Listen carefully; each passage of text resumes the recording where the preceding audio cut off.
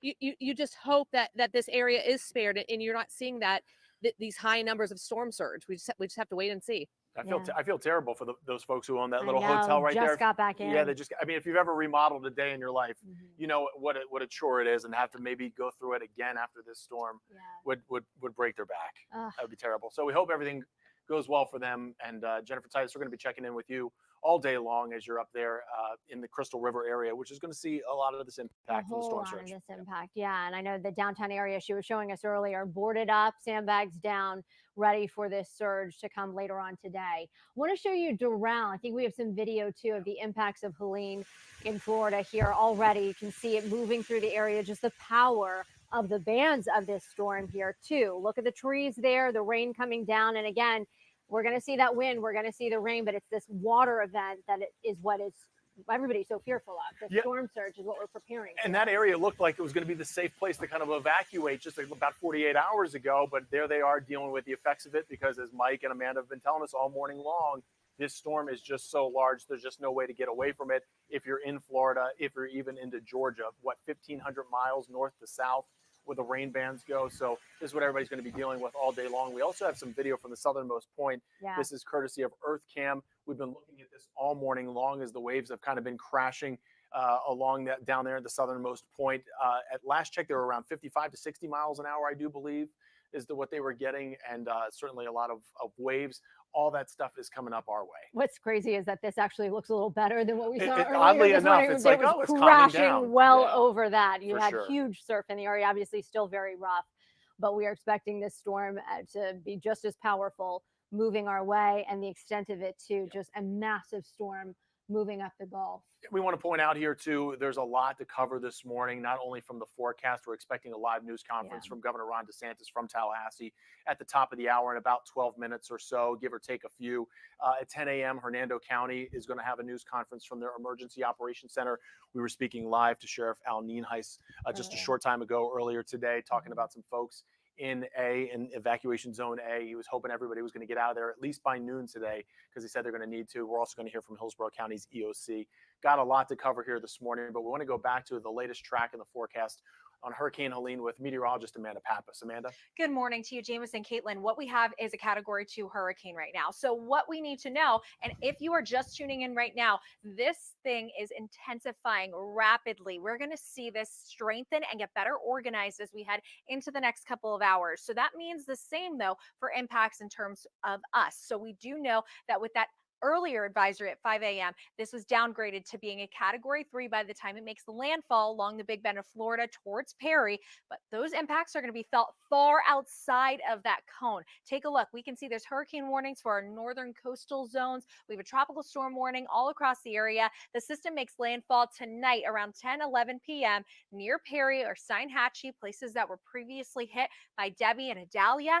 And we do see that it'll continue to then push into Georgia as a Category 1 hurricane, bringing catastrophic flooding and damage to other portions of the southeast. For now, what we're dealing with at home is bands of rain and wind. Take a look at this one huge band. Behind it, though, a drying period. So we'll have a period where it's a little more calm and quiet. We've been seeing this on again, off again rain, like almost a bad breakup right here, folks. We can definitely see that this is going to continue, though, to pour down a lot of water into the next 15 minutes, right? We see all that orange and red. Those are those areas with those heavy downpours. And we do know we've had multiple tornado warnings all across the area from early this morning.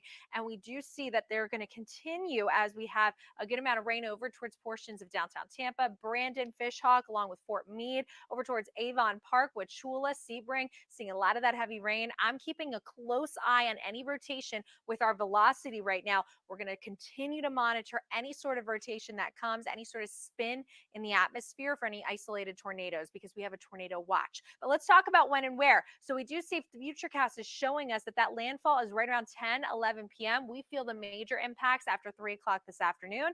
Look at Saturday, though. We're starting to return again once to normal. So that's good news for us. The big three right now with Hurricane Helene is that it's expected to even further intensify rapidly here. And we could get to a Category 4 still. It's not out of the realm of possibility of happening again. So we're going to stay with you and continue to update you. There's no need to be scared, no need to panic or fear. If you're in evacuation zone A, now's the time to leave. You really should have left by now, but we still have a couple of hours. You should be leaving latest, the absolute latest, by noon if you feel like you're going to be unsafe.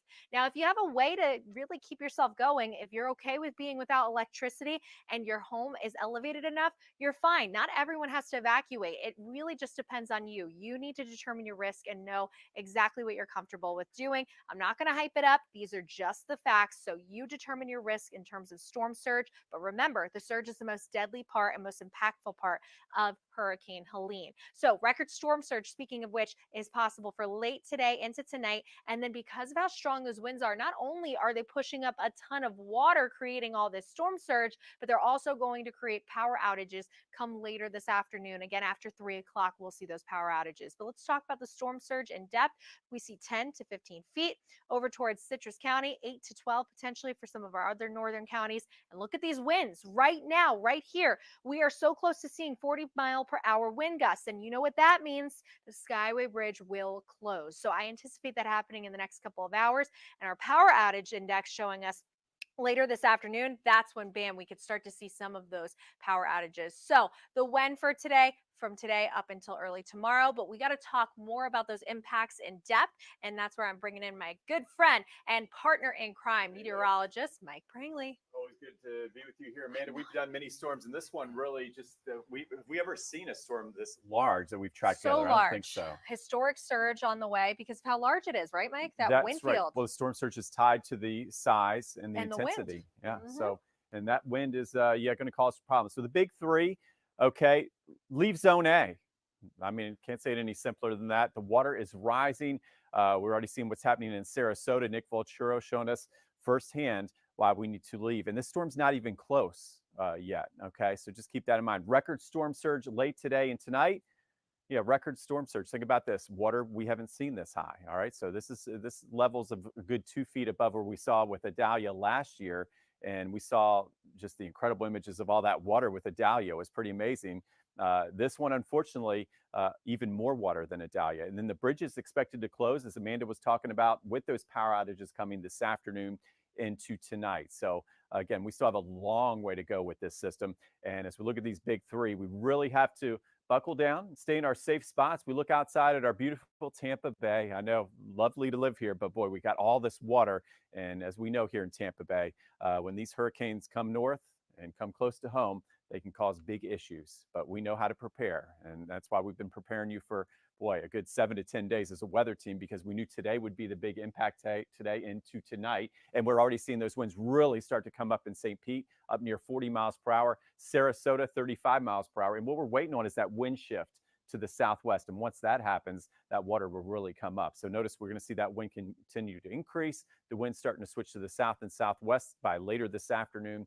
And as a result, the local impacts are big time. Okay, so you can see the big surge coming by late today into tonight. And on that 7-day, yeah, we're in the thick of things for the rest of today, tonight, into first thing Friday with that weather impact alert, and then slowly improving as we head through the weekend. All right, thank you, Mike. And as we were talking about earlier, Hernando County, their EOC is going to hold a press conference right around 10 a.m. We were talking to Sheriff Al Nienhuis a little bit earlier today. He was talking about trying to get everybody out of Zone A. That's an area of concern with the storm surge tonight, possibly up to 10 feet there. Our Angelicia Bruton is live for us this morning in Hernando County. She's at one of the evacuation shelters. What's it like there, Angelicia? Are you starting to see people show up?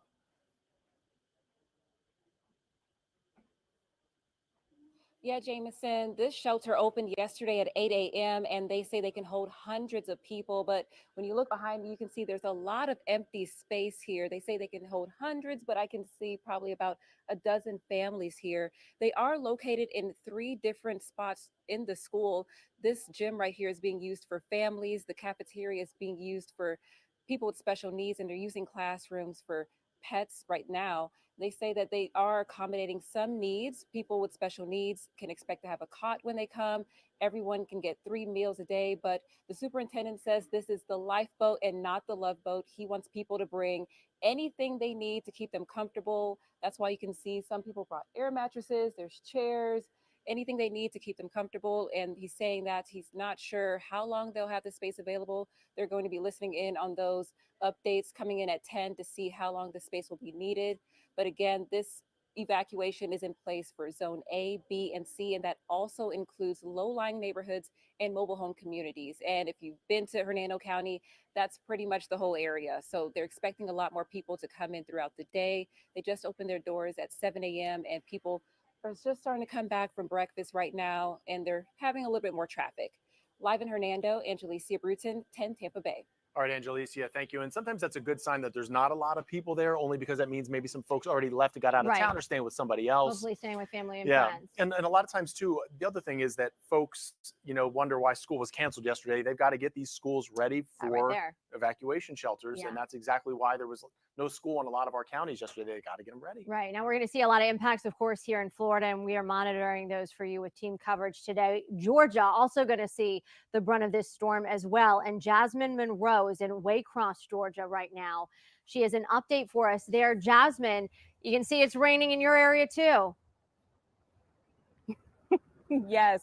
So here's the thing. We started here very early at 12 a.m. this morning. There was no rain out. There was nothing at all happening out on the roads, no cars on the roads even at all. Now cars are very much active, as you can see here on this main road. This is Ryan Knight Road, I should say, here in the Waycross area. So this is the Georgia area, if you're not familiar with this area. Yesterday, we got in the area at 5 p.m. and folks were headed out to the stores, stocking up on supplies because they know that this storm is going to impact them, of course. I got a chance to speak to first responders in the area. They tell me that it's business as usual for now, but they are awaiting that impact of Hurricane Helene. So we do want to tell folks, if you know anyone in this area, Ware County is definitely an active area. The schools, of course, are closed in this area. The city councilman offices are closed too as well. But all they're telling folks to do is, if you don't have to be out on the roads today, just stay home. You don't want to be out in this mess. Again, as you can see, people are out on the roads. We talked to some tree trimming companies, the fire department, the police department, linemen, everyone just pretty much waiting to see just how bad this storm is going to be. But as of right now, we have rain here in Waycross, Georgia. No high winds yet, but it's expected to come sooner rather than later. So again, just here in Waycross, waiting it out, prepared for the storm here for us too as well. All right, Jasmine, thank you so much. And meteorologist Mike Prangley was telling us that Waycross is about an hour and a half north of Jacksonville. That's how far these rain bands are reaching at this point. Yeah. Unbelievable. Await his text message too. He was very excited to see you, Jasmine. Meteorologist Mike Prangley sends his well wishes to you. Tell him we miss him. We miss him. Oh, we've got him here, and thank goodness we're not giving him back. Yeah, we're not giving him back because we certainly need him. We certainly need him today. I'll tell you that much. Now, talking about those rain bands going from north to south. Yes, exactly. Especially those rain bands going from north to south, going as far south down to Key West. We saw the southernmost point just a little bit ago. Some video from there as well. We have a report now from CBS reporter Steve Mauger. He's down in Key West with the latest. Ross Ritkers is enjoying the night out here by Rest Beach, since it may look different tomorrow. He says he's used to this since he's a local. And the sailboats will be dragging with the anchors, and this part will be underwater. Richard Toffick is visiting from Missouri. Hey guys, he tells any us update the on further Clearwater away Beach? he is from the beach, the quieter it is, despite a hurricane being only a few hundred miles west. You go a block and it's like you're in a different world. But on the other side of the island, it's like, it's calm. While they're enjoying the night, Omar Perez and Leo Masters are checking all the stormwater drains. Even though they're not clogged, high tide is coming in, which stops the stormwater from emptying out into the ocean. High tide, what are you going to do? And luckily, we ain't got no rain. There you can see the wind gusts there. And the southernmost point that we've been showing you too, wind gusts of about 55 miles per hour. You could see the rough surf just crashing over in Key West as well, which is obviously a popular spot. A lot of people like to go down there, snap a photo. Of course. Not the day to do it, this isn't the day to do it. And as we reset here in the 9 a.m. hour, we want to welcome you back to our continuing coverage here of Hurricane Helene here on 10 Tampa Bay. I'm Jameson Euler for Caitlin Lockerbie. Just to let you know, at this point, we are awaiting a live press conference from the EOC in Tallahassee. We're getting word that he is just stepping up to the podium. So let's go ahead and take a live listen in.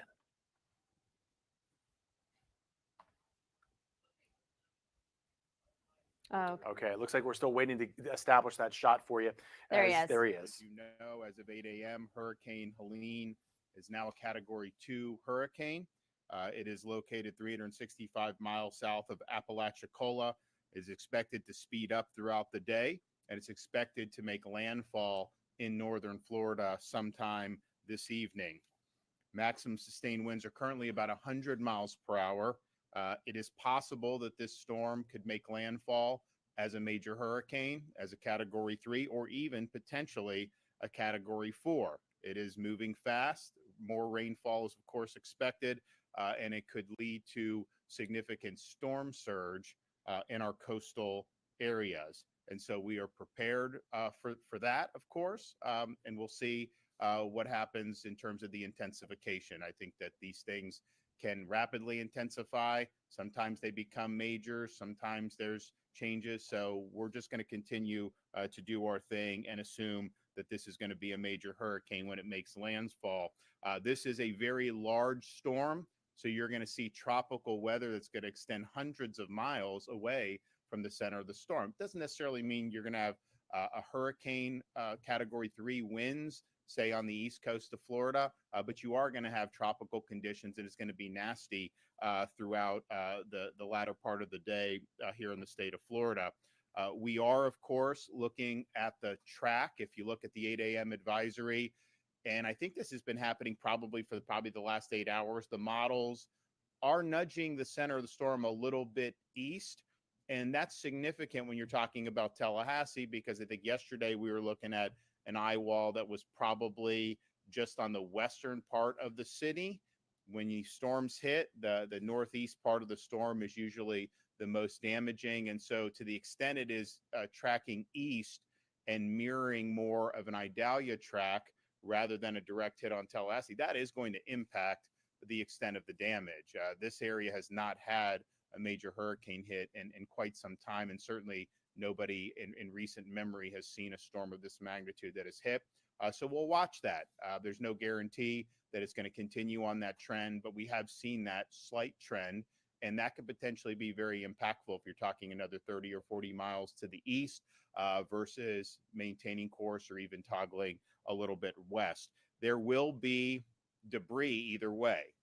Obviously, if it hits direct into Tallahassee with the trees that we have here, and it's nice, but it will cause a lot of damage. Kevin and his team have been working with local governments throughout the state, but particularly throughout this region, about making sure they have their debris contracts ready to go. There's going to be a need to get debris out of the roadways. Kevin and his team are going to be helping. Jared and his team are going to be helping, but then also with power restoration.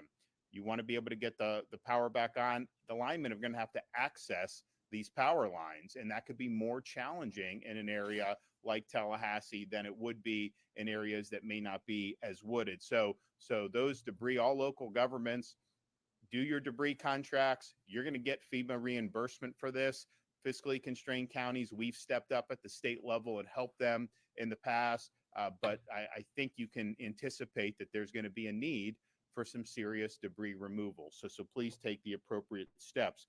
As we've said all along, this storm was never projected to make landfall on kind of the Florida Peninsula Gulf Coast, whether you're talking about Sarasota, Tampa, some of those areas. But because it's such a big storm, it's churning a lot of water. And so you're going to see surge all up and down the west coast of Florida. The water is going to rise, and that is going to create hazards as well. So just because you're outside the cone, and I think a lot of those parts on the west coast of Florida are probably outside the cone, that does not mean that you're not going to see significant impacts. We have overnight had 14 different tornado warnings. There's likely to be more of those throughout today. Warnings were issued in Palm Beach, Hendry, Glades, and Collier County. Now, parts of our state are starting to feel the effects already. Certainly, if you're in North Florida, you still have time to execute your plan, but you got to do it now. You have time to get to a shelter, but you got to do it now. Every minute that goes by brings us closer to having conditions that are going to be simply too dangerous to navigate. But if you are in the northern part of the state and you have access and you're in an evacuation zone and you've been told to evacuate, you do have time to do it now. So do it. But don't wait another 6 hours, 7 hours and say, oh man, this thing looks big, and think that you're going to want to go out. That will be very hazardous to do that. With all of the evacuation orders, there's going to be a time, and some of that time may have been reached in southern parts of the state, where your local official is going to tell you it's too late to stay put. I don't think that we've reached that in northern Florida yet, but wherever you are, if your local EM officials say that it's too hazardous to go and that you're better off just hunkering down, heed that advice.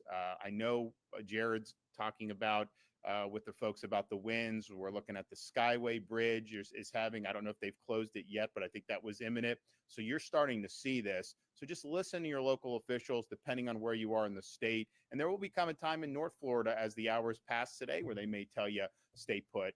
But don't put yourself at risk. We have fatalities on the roadways in hazardous conditions almost every storm, and those can be avoided with proper planning. Remember also, we're going to experience power outages. A lot of people use generators, and that's great, but please use the generator properly. If you use the generator inside your house, that could kill you. You got to keep the generator outside the house, a safe distance from any doors or windows. You can't let the carbon monoxide get into your home. So please use the generators appropriately. Also, in terms of shelters. So if you are in an evacuation zone, you've been ordered. Some people just recommended evacuation. Some people may not have been told to, but they look and maybe they feel like they need to get out. There are shelters available. If you want to look at the shelters available in your particular county, go to floridadisaster.org/shelters, and you will see the options that you have. All counties are required to have at least one pet-friendly shelter. So please do not leave your pets behind. Make sure that you take them with them. We want to keep our pets safe in addition to our families. The Division of Emergency Management has partnered with Uber, we announced yesterday, to provide free rides to shelters for Floridians in counties that are under a state of emergency, which is almost all of them at this point. So if you want to use that, the Uber code is Helene Relief when you book your ride. Just one, all in one, no space, Helene Relief, and when you book your ride. So take advantage of that. Obviously, we're reaching the point where that's not going to be an option as the storm gets closer. But I can tell you, if you're in Tallahassee, if you're in Wakulla, if you're in some of the northern Florida, and there's Ubers available, you still have time right now to be able to take advantage of that. Lastly, as we've learned in major storms, two of the greatest dangers are tree limbs falling on roofs, as well as driving during the storm. So once the storm hits, do not go out on the roadways. There will be hazardous conditions. Do not drive in standing water. You're going to see roadways that are going to be flooded throughout the state of Florida. You're putting yourself at risk if you do that. Also, if you're sheltering at your home, be aware of the tree limbs that are on your property or adjacent to your home. Try to be in an interior room or away from limbs that could fall through the roof or window and cause harm. And we do see fatalities that happen in these storms because of tree limbs falling on homes. And you can have a great home that can withstand a Category 3 storm winds. It's a lot more difficult to withstand a big tree falling on your roof. So take a look at that and know that that is a very real hazard when it comes to this storm. Tampa International, St. Pete Clearwater, and Tallahassee airports are now closed. Additional flight cancellations or delays are being reported at other Florida airports. Check with the airlines directly on specific flight updates, but given the magnitude of the storm, how far out some of the winds are going, and again, it's not going to be a Category 4 wind 200 miles away, but it's creating tropical conditions, and having flight cancellations or delays is absolutely something that is foreseeable and that you should take into account when you're making your arrangements. We do anticipate Tampa, St. Pete Clearwater to open relatively soon after the storm has passed. And I know the people in Tallahassee are going to try to be doing that as well. Now, the storm is going to make landfall this evening. It will likely be dark by the time the storm passes. Do not try to do any work in the dark. You don't know what hazards are out there. There's going to be debris. There's going to potentially, in some parts, there's going to be standing water. That is difficult to navigate as it is, but to be doing that in the dark of night is hazardous. The sun's going to come out. You're going to have time to take stock of this. You're going to have time to do what you need to do.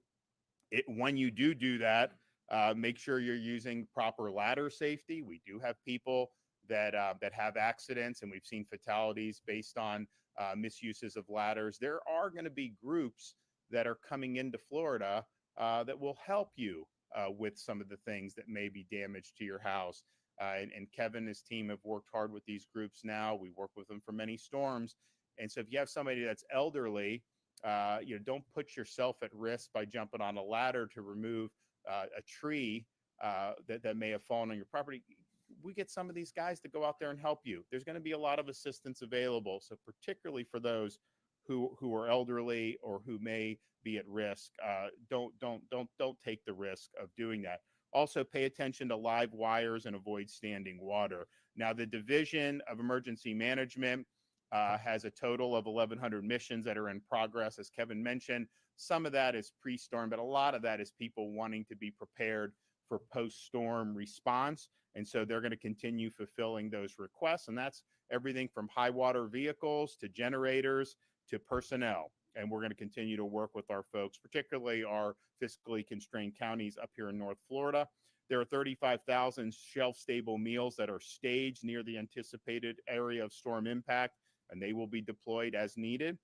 We also have tens of thousands of linemen that are at safe locations just outside potential area of impact. When that storm passes, they are going to go in and begin the power restoration. And that's something that's been a priority for us when we do the storm response. There is mutual aid available. I've spoken to the major companies. I've spoken to the co-ops. I've spoken to the municipals. I think everybody is of the same mind that they want to get after this very quickly.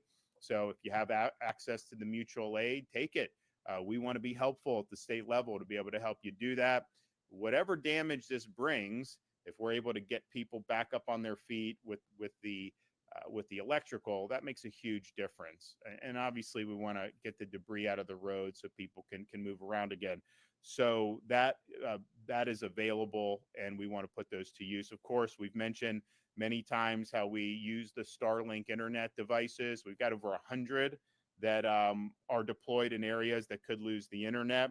And we've sent generators to 130 different gas stations. When the storms hit, it's usually not because there's not enough fuel that the gas stations aren't open. A lot of times it's because they don't have the power to be able to operate the pumps. Now, new stations and large stations are already built in Florida with new generators, but when you look at some of the stations in northern Florida, some of them are older, some of them are smaller. So Kevin and his team have dispatched 130 to gas stations that will allow them to continue to sell gasoline in the immediate aftermath of the storm. And I know there's going to be a lot of people that are going to want.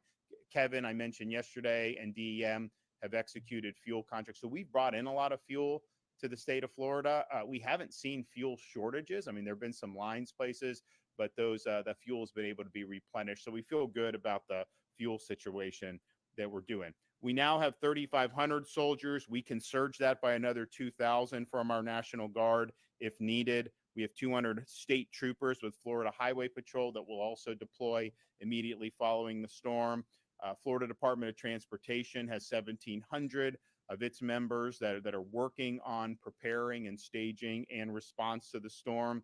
And that's 550 generators, 230 pieces of large equipment, and 40 large pumps. Be able to get some of that water out of some of these low-lying areas. Our Florida Division of Environmental Protection has pre-authorized 871 disaster debris management sites for the counties included in our executive order so that they can temporarily stage debris that is generated by this storm. And particularly in this Tallahassee region, we do anticipate there to be some significant debris. We also have troopers that have assisted with evacuations in a variety of Florida counties. And as of today, there are 80 healthcare facilities that have reported various levels of evacuations, hospitals, assisted living facilities, and nursing homes. So the storm, it's coming. We're already seeing some effects in the southern part of the state. We're going to continue to see conditions deteriorate throughout the rest of the day, and we are anticipating a landfall as likely a major hurricane sometime this evening. So if you are in the area of the expected landfall, this Big Bend, Tallahassee region, you still have time to execute that plan. You do have time to heed the call of your local officials if they're telling you to evacuate, but that time is certainly running out, and you're not going to have all day to be able to do that. So please make the decisions that are going to be best for you and your family. We're going to be here all through the storm, and we'll ride out the storm in the Emergency Operations Center. We anticipate that this building's going to be fine. We do have contingencies in place, but we're going to be itching to get on the scene and see what needs to be done in terms of helping up with the recovery efforts. We do have a lot of personnel that are staged and ready to go for search and rescue. We needed that in past storms. We haven't needed it in some of the storms more recently, like Idalia, as much, because I think a lot of people heeded the warnings and were able to run away from the areas that had the big surge. We'll see what happens on this one, but we've got all our assets that are mobilized, ready to go. I've also been in contact with the sheriffs from the surrounding counties here, and they've been working with their residents about the impending storm. They've assisted with evacuations, but they also understand that some people have made decisions that they're going to hunker down, even though they were requested to leave. So regardless of how that shakes out, if there's people that are going to be in distress, we're going to be there to be able to assist in those efforts. And with that, I'm going to bring up Kevin Guthrie. Thank you so much, Governor. And again, thank you for being here early with us and staying with us throughout this this impact that's going to be happening over the next 24 to 36 hours. With that being said, conditions in the Big Bend area today will continue to deteriorate, as the governor has mentioned. There is a danger of potential life-threatening storm surge along the west coast of Florida, including the Big Bend. Some areas could experience 3 to 5 and as much as 15 feet of storm surge today. Again, as I think visuals are always good.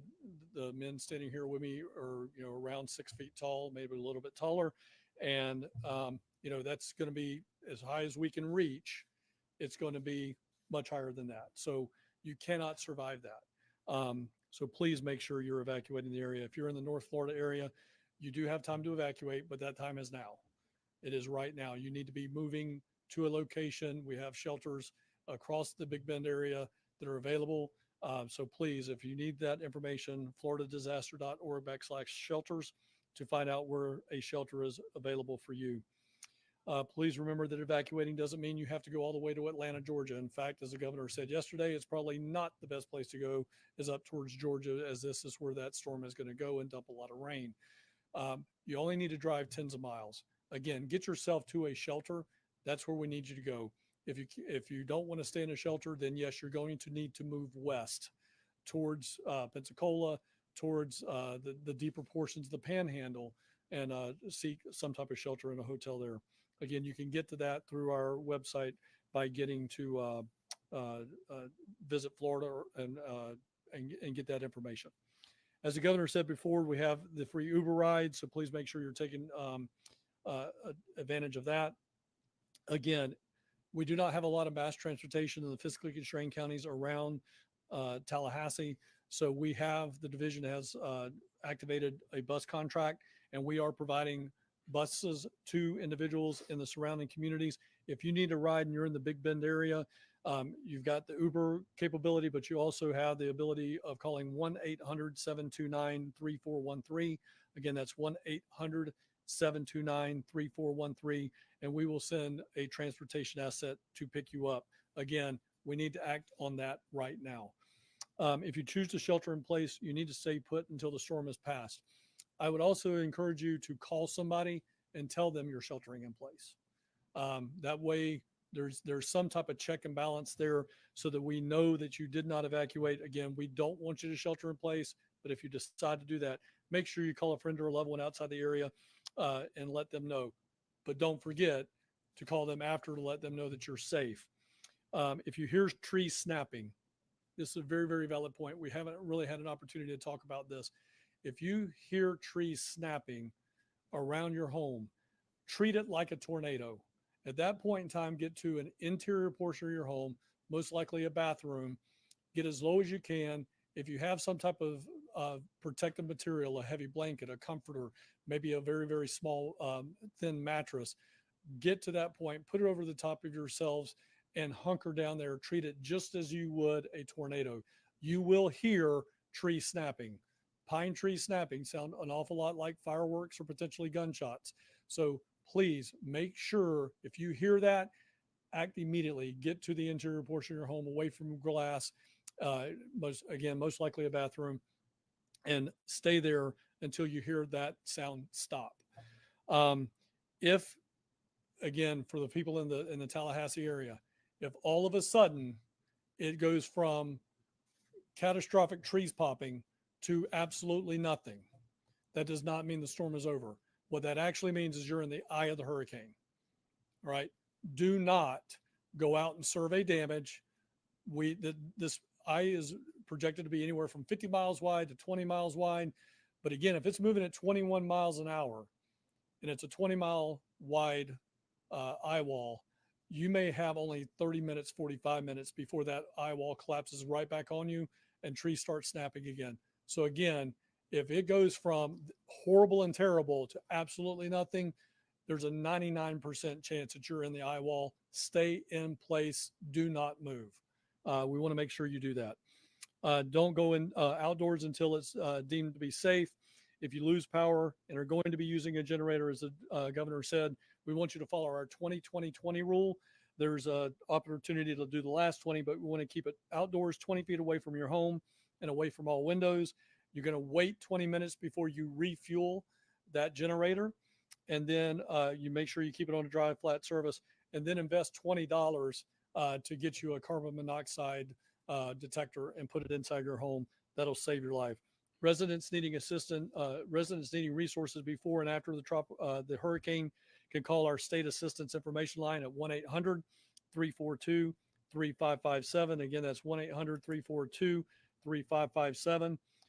We have individuals there for English, Spanish, and Haitian Creole speaking.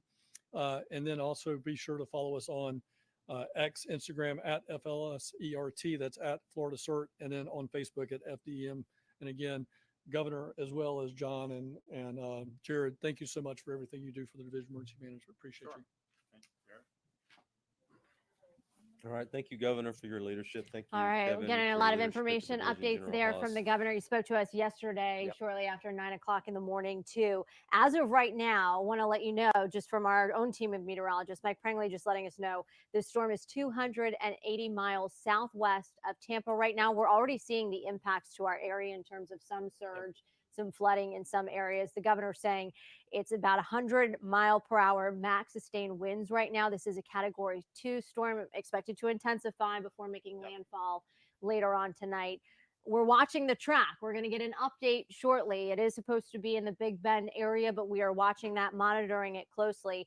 Of course, in Tallahassee right now, where that news conference was just playing out, it's the trees. The city's known for its trees, the capital known for its trees. And so they're really concerned about debris down in the area because, of course, that takes down the power lines, and then being able to get to the lines takes getting the debris removal first. Yeah, and as we heard from the emergency director there for the state of Florida, Kevin Guthrie, he was reiterating what we've heard all morning long from all of our local EOCs. If you're in evacuation zone A, please get out because he just said all you have to do is simply drive 10 to 20 miles inland to kind of spare yourself from just some of the more severe winds from this. Yeah, and we heard earlier from Pinellas County, they're asking you to do that if you're in zone A by noon. Right now, we're coming up on 9:30 in the morning, so not much time to do that. And if you need some help here, Uber offering free rides. You just need to put in Helene Relief when you book that ride, so they can take you to evacuation shelters, Also, you don't have to go very far. You just have to get out of that evacuation zone. Yep. And one of the things that, they tell you, in meteorology, as you're following this forecast, don't follow the line. You see the cone of uncertainty. They tell you don't follow the line. If you do follow the line, it said that Helene was going to go right towards that Tallahassee area. The Weather Channel sent Jim Cantori to Tallahassee to do this report for us this morning. Let's go ahead and listen in. Here in Tallahassee, again, the rain has begun. That started